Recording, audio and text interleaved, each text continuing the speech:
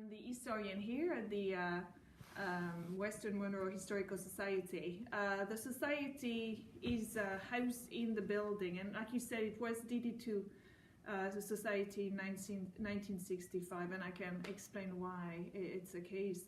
So this house was built in 1854, but only came to the Morgan family, and the Morgan family owned this house until 1964. They bought it in 1967. They moved in 1867. They moved in 1864, and they rented it. There was a big fire in 1964, and that caused her death. She was 96 at the time. So this is that used to be part of the Morgan homestead. And Sarah was very insistent on the house after her death becoming part of the community. So she wanted it to be essentially part of a religious or educational program of some kind. And because of the fires, the house there was a talk of it being torn down. And a group of community members gathered and raised funds to prevent it. That was prominent. And I guess so they founded the site so the fire was in September 1964. The society was founded in 1965, and I think the house became part of the society, or they got the deed of the house in 1967. And it's not a museum per se. We do have a collection of artifacts. The period we cover is 1850 to 1925.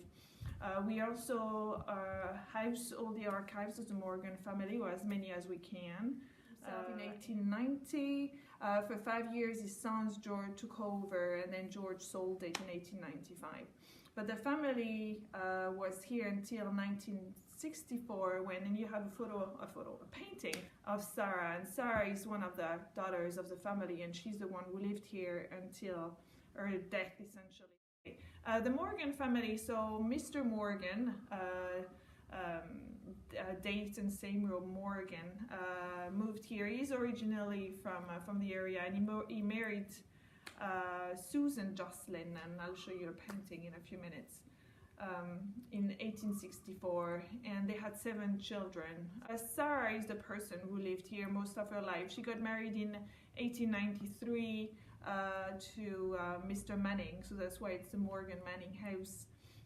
But he only lived, they were married only for 3 years because he died in 1896 of tuberculosis. They had 1 child, Arnold, but also, unfortunately Arnold also died very young at the age of 20 in 1916 of spinal tuberculosis.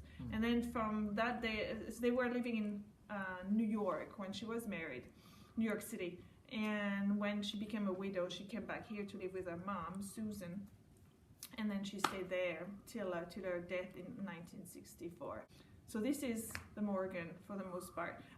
Dayton made his fortune in selling agricultural implements, in particular the reaper, and that's what actually is indicated on the sign over there. So that's where, I don't know if you're familiar with the McCormick reaper, this being a very big area for wheat, with the canal. That was one way for the farmers to send their grain all the way down to New York City or Buffalo, and the reaper was one way to get the work to be done much faster. So he made a lot of money all over, not just around here, but all over the country. And he was also involved in the railroad, so they were a very, very fancy family for Brockport.